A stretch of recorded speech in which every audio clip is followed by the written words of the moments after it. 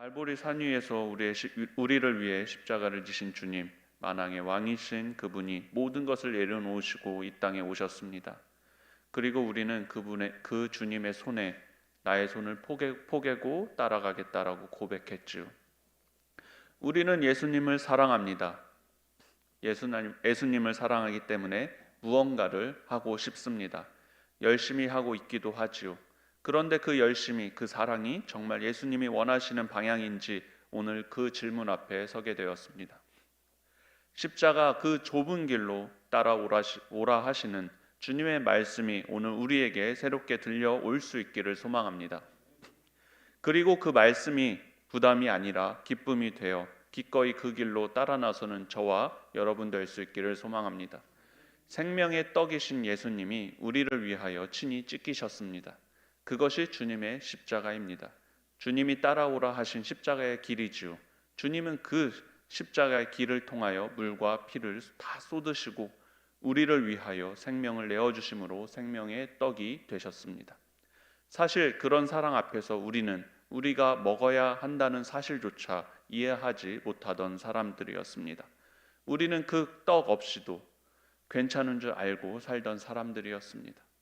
먹고 살아야 하는데 그 떡이 꼭 필요한데 그 사실을 이해하지 못한 채 다른 것만 있으면 살 수 있을 것이라 착각하던 사람들이었죠.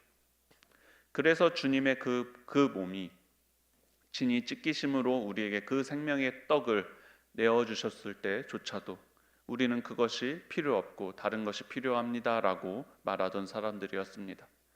예수님이 그 생명의 떡을 먹이신 이후에도 그 떡을 먹고 생명을 얻은 이후에도 여전히 그 생명의 떡을 향한 삶이 아니라 다른 기대를 따르는 삶을 살아가기도 하는 것 같습니다.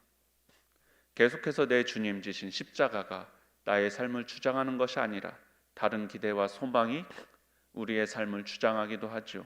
이것이 우리 주님에게는 큰 어려움이셨을 것입니다. 이 녀석이 도통 생명의 떡이 필요하다라는 사실을 알지 못하니까요. 그 모든 어려움에도 불구하고 예수님은 우리를 끝끝내 먹이셨습니다. 필요 없다 말하는 우리를 위해서 죽임을 당하시는 것을 통해 우리를 살리셨습니다.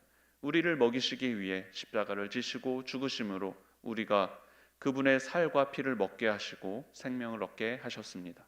이 사순절이 그 예수님의 마음 그리고 그 예수님이 행하신 일들을 깊이 묵상하는 시간 될 수 있기를 소망합니다. 주님이 우리를 먹이시기 위해 얼마나 애타하셨는가를 깨달아 알 수 있기를 소망합니다. 사순절 네 번째 주를 맞이하는 우리의 삶 가운데 예수님의 그 놀라운 사랑 그리고 행하신 그 놀라운 일들이 어떠한 것인지를 발견하는 은혜 그리고 그 은혜에 감격하는 역사가 가득히 넘쳐날 수 있기를 소망합니다. 사랑하는 성도 여러분, 우리 주님이 우리를 먹이셨습니다. 목숨을 내어 놓으시면서까지 우리를 먹이셨습니다. 이 일이 얼마나 중요한 일인가 하는 바로 그것은 우리가 이미 잘 알고 있죠. 예수님이 행하신 일과는 비교할 수 없지만 그래도 우리는 이런 비슷한 일들을 경험해 보았습니다. 그림을 보여주시면 아이들이 밥을 잘 먹지 않으려고 하면 부모는 참 괴롭습니다. 잠을 자지 않아도 힘들고 때를 많이 써도 힘들지만 밥을 먹지 않으면 정말로 너무 괴롭습니다. 왜 그렇습니까? 밥을 먹는 일은 생명과 연결되어 있기 때문입니다. 밥을 먹지 않으면 죽습니다. 다른 것은 조금 불편하기는 하지만 생명에는 지장이 없는데 먹지 않으면 죽습니다. 다른 것만은 먹어도 죽습니다. 밥을 먹어야 살 수 있습니다. 우리 다음 사진 보여주시면 그래서 우리 아이들이 밥을 먹지 않으면 아이에게 밥을 먹이기 위해 다양한 시도들을 하죠. 밥이 변하여 비행기가 되는 역사들이 각 집에서 일어납니다. 우리 자신을 다 내려놓고서라도 아이들에게 밥을 먹이려고 시도하죠. 내가 밥 한 숟가락 먹이고자 이렇게까지 해야 하나 싶을 정도의 일을 다 하면서까지 우리는 아이에게 밥을 먹입니다. 결코 멈출 수 없는 일입니다. 유튜브에 전문가들이 나와 이런 이야기들도 하지요. 아이들이 밥을 먹지 않으면 굶겨라. 굶기면 때가 되면 이 녀석이 먹을 것이다 라고 이야기합니다. 그런데 여러분, 독종들이 있습니다. 어떤 아이입니까? 끝까지 먹지 않는 아이가 있습니다. 배가 고파서 밥 주세요라면서 울면서 찾아와야 하는데 부모가 보기에 죽겠구나 싶을 때까지 굶는 아이가 있습니다. 저희 집에도 한 명 있습니다. 그래서 어떻게 했습니까? 저도 혼을 내면서까지 이거 다 먹으면 사탕 줄게 라고 이야기하면서까지 먹였습니다. 왜요? 그냥 두면 죽으니까요. 저대로 주면 죽겠다 싶은 마음이 있으니 어떻게 해야 합니까? 모든 것을 내려놓고 포기하고 먹여야 합니다. 일단 먹이고 봐야 합니다. 자존심 문제가 되지 않습니다. 내가 사회적으로 어떤 위치를 가지고 있고 어떤 지위를 가지고 있고 어떤 힘을 가지고 있는 거와는 상관없습니다. 살려야 하기에 모든 것을 내려놓고 먹여야 합니다. 우리 주님이 우리를 먹이시기 위해 그렇게 행하셨죠. 우리 주님이 우리를 살리시기 위해 이 땅에 오셨습니다. 하나님과 본체이신 그분이 하나님과 내가 본체이다 라는 것은 이제는 문제가 되지 않으셨습니다. 자신을 비우셔야 했지만 그것 또한 문제가 되지 않으셨습니다. 종의 형체를 가지셔서 우리들과 같이 되셔야만 했었지만 하나님이신 그분이 우리의 모습을 갖는다는 것이 얼마나 자존심 상하는 일이겠습니까? 그러나 주님께는 그것이 문제가 되지 않으셨습니다. 왜요? 우리를 살려야 하기 때문입니다. 그대로 두면 죽게 되었기에 하나님이신 그분이 모든 것을 내려놓고 이 땅에 오셨던 것이죠. 우리를 살리시기 위해 우리 주님은 그렇게 행하신 것입니다. 자, 오늘 우리가 함께 나누고 싶은 말씀입니다. 그 사랑 앞에서 끝끝내 우리에게 밥을 먹여주신 그 사랑 앞에서 우리는 어떻게 해야 할까요? 27절부터 29절의 말씀을 우리 함께 읽어보면 좋겠습니다. 우리 함께 읽겠습니다. 예수와 제자들이 빌립보 가이사랴 여러 마을로 나가실새 길에서 제자들에게 물어 이르시되 사람들이 나를 누구라고 하느냐?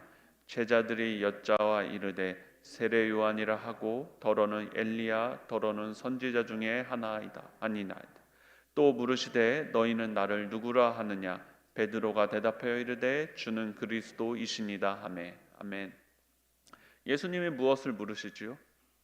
사람들이 나를 누구라 하느냐라고 물으십니다. 그리고 너희는 나를 누구라 하느냐라고 물으십니다.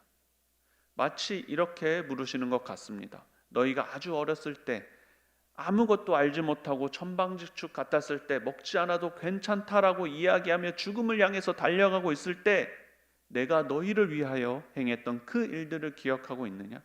내가 너희를 살리기 위해 행한 그 일들이 무엇을 향하고 있는지를 기억하고 있느냐라고 물으시는 것 같습니다. 오늘 본문의 말씀은 예수님이 십자가를 지시기 이전의 일들을 기록하고 있죠.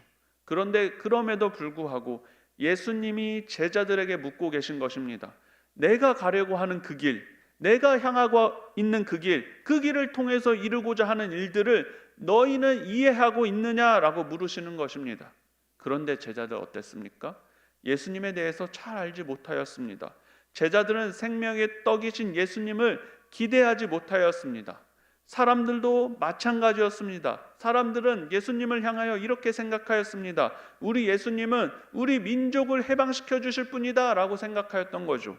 민족을 해방시키는 일, 물론 중요한 일이긴 하지만 예수님께서 그들에게 주시고자 하는 것과는 비교할 수 없이 별것 아닌 일이었습니다. 그런데 사람들은 그것을 기대하고 있었죠. 민족을 해방시켜 주실 분이라고 생각하였습니다.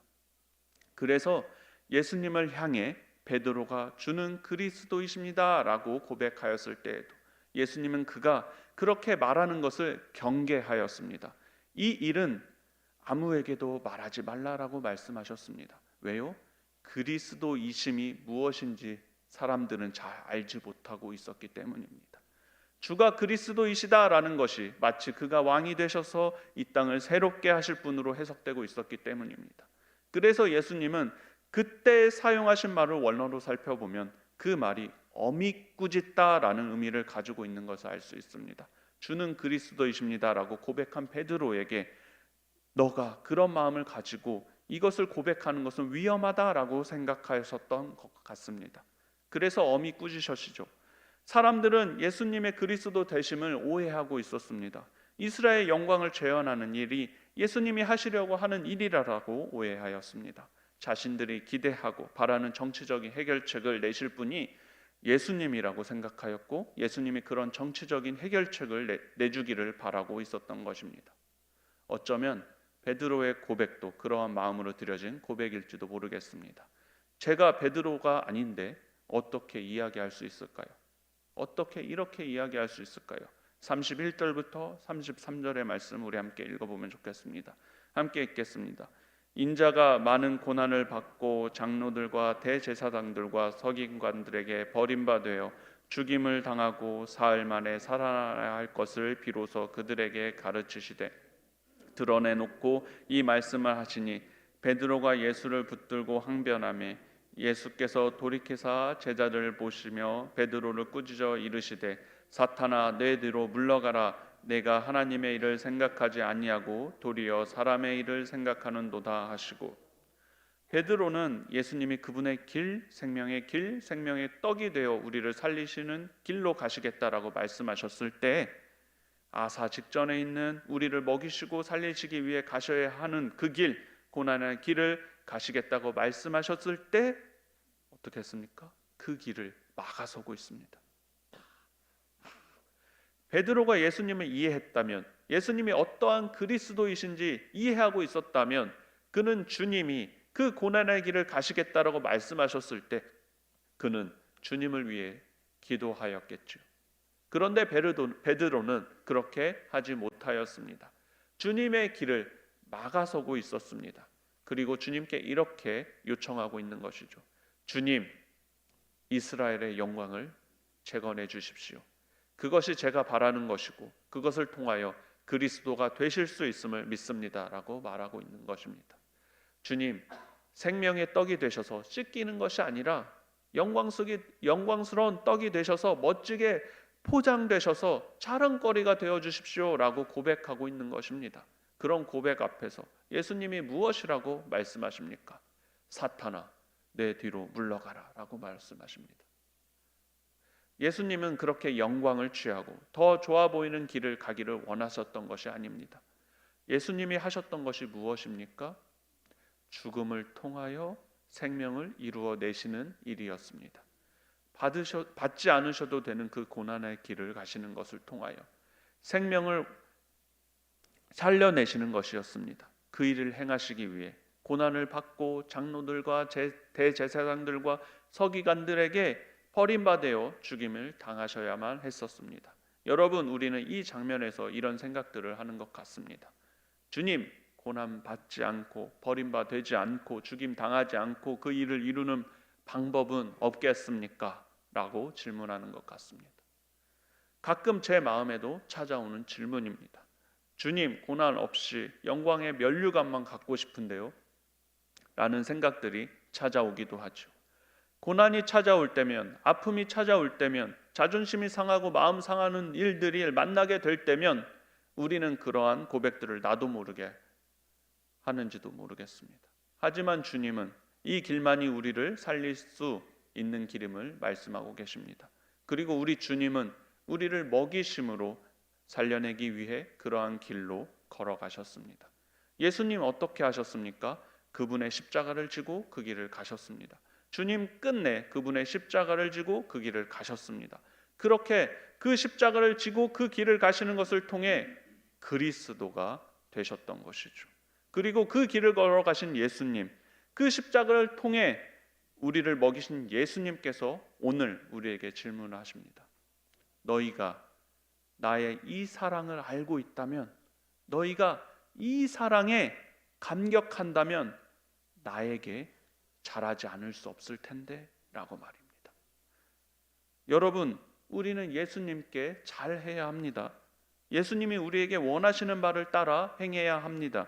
예수님이 우리에게 가라고 하신 그 길을 따라 걸어가야 합니다. 얻어먹은 사람이 마땅히 행할 바가 아니겠습니까?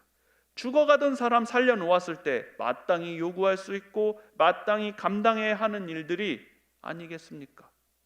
예수님이 찢기심으로 먹고 생명을 얻은 우리들이라면 우리는 주님의 뜻대로 잘 해야 합니다.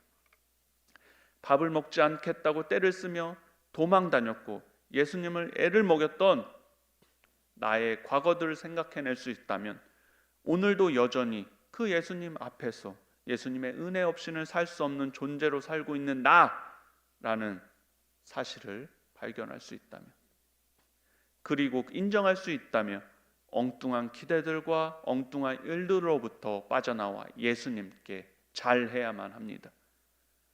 그런데 여러분, 여기서 아주 중요한 부분이 있습니다. 예수님께 잘한다는 것이 무엇일까요? 이것을 잘 깨달아 알아야 합니다. 그렇게 하지 못하면 예수님께 사탄아 내 뒤로 물러가라 라는 말을 들으실지도 모르겠습니다. 베드로가 어떻게 하다가 그 말을 들었습니까? 자신의 기대를 따라 그렇게 행하다 그 말을 들었습니다. 자신이 생각하기에 좋아 보이는 일들만을 생각하다가 그것이 예수님을 위하는 것이다 라고 착각하고 오해하다가 그런 말을 듣게 되었습니다. 여러분 기억하십시오. 베드로도 예수님을 끔찍히 사랑하였습니다. 예수님을 사랑하여 그렇게 행했던 것입니다. 예수님을 너무 사랑하여서 주님에게는 그 고난이 적합하지 않습니다. 영광의 길로 가시지요 라고 이야기했던 것입니다. 그런데 그것이 어떠한 결과를 초래했습니까? 예수님이 가셔야만 하는 그 길을 막아서는 일이 되어버렸습니다. 하나님을 생각하는 것이 아니라, 하나님 일을 생각하는 것이 아니라 사람의 일들만을 생각하며 행한 그 일은 사탄의 일이라고 꾸지람을 받았습니다. 하나님의 나라를 막는 일입니다. 사랑하는 성도 여러분, 저와 여러분 안에도 하나님을 사랑하는 마음이 있습니다. 예수님을 사랑하는 마음이 있지요. 교회를 사랑하는 마음도 있습니다. 그래서 그 사랑 때문에 행하고 있는 어떤 일들이 있습니다. 그 일들, 그리고 우리가 가지고 있는 그 열심이 혹여나 하나님의 뜻과 하나님의 기대, 하나님의 방법과 다른 것으로 채워져 있는 것이 아닌지 우리 자신을 점검해 볼 수 있기를 소망합니다. 우리의 열심이, 우리의 노력이, 우리가 쓰고 있는 그 일들이 도리어 하나님 나라를 막고 있는 것은 아닌지 물을 수 있는 은혜가 우리 가운데 있기를 소망합니다. 사랑하는 성도 여러분, 내가 주님을 사랑하고 있습니다. 그래서 내가 주를 위해서 무엇인가를 하고 있습니다. 아니 열심을 내고 있습니다. 그런데 그것만으로는 부족합니다. 아니 온전히 주님 뜻대로 행하지 못하면 우리의 열심은 참 위험합니다. 뒤로 물러가라, 제발 물러가라 말씀하실지도 모르겠습니다. 여러분, 예수님의 마음을 잘 알아야 합니다.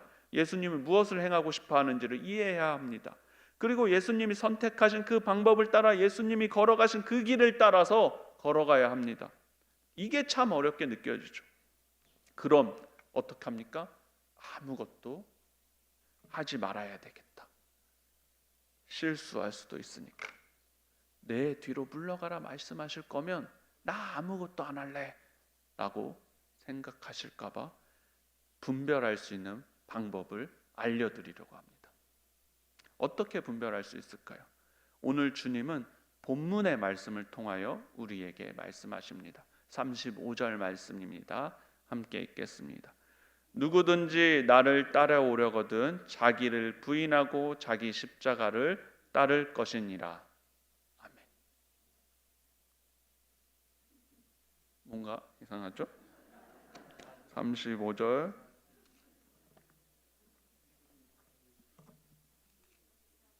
34절입니다. 34절 말씀 다시 읽겠습니다. 무리와 제자들을 불러 이르시되 누구든지 나를 따라오려거든 자기를 부인하고 자기 십자가를 지고 나를 따를 것이니라. 아멘.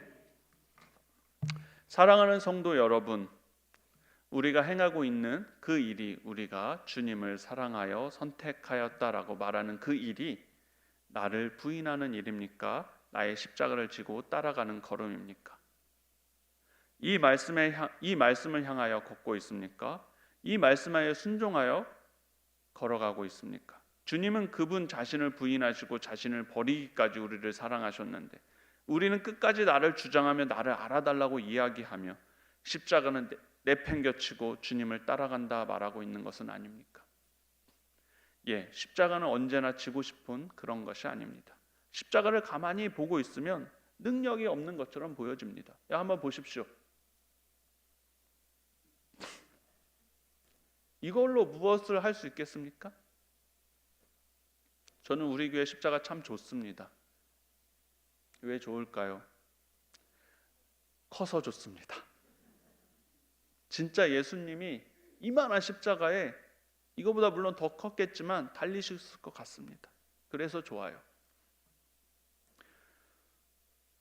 주님은 그분 자신을 부인하시고 자신을 버리기까지 우리를 사랑하셨는데 우리는 끝까지 나를 주장하며 나를 알아달라고 이야기하며 십자가를 내팽겨쳐 버리고 주님을 따라간다라고 말하고 있는 것은 아닙니까? 십자가는 정말 미련한 것처럼 보이기까지 합니다. 그래서 우리는 십자가 지는 것을 뒤로 하고 도리어 예수님을 향해 이렇게 소리칠 때가 많이 있는 것 같습니다. 예수님 그렇게 되지 않을 것입니다. 예수님 찢기시지 않을 것입니다. 예수님 고난 당하지 않으실 것입니다. 예수님 영광 받으실 것입니다. 그리고 그 뒤에 이런 말을 붙여놓지요. 주님 저도 그렇게 되기를 원합니다. 고난당하지 않고 찢기지 않고 십자가 지지 않고 영광만을 얻기 원합니다라고 말이죠. 혹여나 저와 여러분의 삶 속에 저와 여러분의 고백 속에 저와 여러분의 선택 속에 이러한 말들이 가득한 것이 아닙니까? 오늘 주님 우리에게 말씀하십니다. 고린도전서 1장 18절 말씀. 십자가의 도가 멸망하는 자들에게는 미련한 것으로 보이지만 구원을 받는 너희에게는 하나님의 능력이다 라고 말입니다. 여러분 이 사실을 믿으십니까? 십자가의 도가 하나님의 능력임을 믿는 우리들 될 수 있기를 소망합니다. 그리고 그 십자가의 도를 보여주신 예수님을 따라 예수님의 방법을 쫓아 그렇게 살아가는 저와 여러분 될 수 있기를 소망합니다. 주님 우리에게 말씀하십니다. 너 자신을 부인하고 너 자신의 생각과 기대 그렇게 해야만 한다라는 모든 마음을 내려놓고 나를 따르라. 너의 십자가 지고 싶지 않겠지만 그 너의 십자가를 지고 나를 따라오라. 주님이 우리에게 십자가를 지고 따라오라 말씀하시면서 하시고자 하는 말씀이 있습니다. 우리 마가복음 6장 41절 말씀 함께 읽어보겠습니다. 예수께서 떡 5개와 물고기 2마리를 가지사 하늘을 우러러 축사하시고 떡을 떼어 제자들에게 주어 사람들에게 나누어 주게 하시고 또 물고기 2마리도 모든 사람에게 나누시매. 아멘. 자, 오늘 다시 한번 보여주시죠. 오늘의 중요 문장은 무엇입니까? 떡을 떼어 제자들에게 주어 사람들에게 나누어 주게 하시고. 어떻게 하셨습니까? 떡을 떼어 우리에게 생명을 나누신 주님이 우리에게 무엇을 부탁하고 계신가를 함께 살펴보고 싶습니다. 무엇이라고 말씀하십니까? 떡을 떼어 제자들에게 나눠 주시면서 주님이 말씀하십니다. 사람들에게 나눠줘라. 생명의 떡이신 예수님께서 십자가를 지신 일을 통해 스스로 찢기신 일을 통해 생명의 떡이 되어 주셨고 그 떡을 우리에게 맡기시면서 말씀하십니다. 그 생명의 떡을 다른 떡 말고 그 생명의 떡을 사람들에게 나누어 주라고 말씀하십니다. 여러분 그 생명의 떡 어떻게 나누어 주실 수 있겠습니까? 여러분 어떠한 방식으로 그 생명의 떡을 나누어 주려고 시도하고 계십니까? 생명의 떡은 자기를 부인하고 십자가를 지는 일로만 나누어질 수 있습니다. 내 고집을 주장하고 내 뜻대로 행하는 일들을 통해서 생명의 떡은 나누어질 수 없습니다. 우리 교회가 그런 것들을 선택하고 있다면 우리가 나누어 주는 그것은 결코 생명의 떡이 될 수 없습니다. 오늘 주님이 우리에게 주시는 말씀은 바로 이것입니다. 그 말씀을 두렵고 떨림으로 받기 원합니다.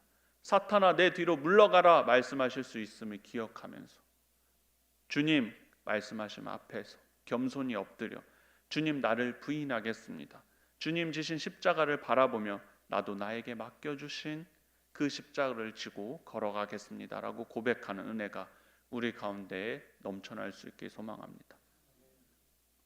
다음 슬라이드 보여주시면 이 사순절 우리의 삶이 다음 사진이요.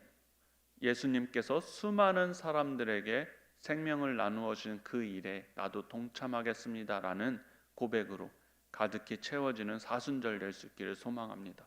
사랑하는 성도 여러분, 우리가 져야 할 그 십자가는 무엇입니까? 그리고 그 십자가 지심으로 누구에게 그 생명의 떡을 나누어 주시겠습니까?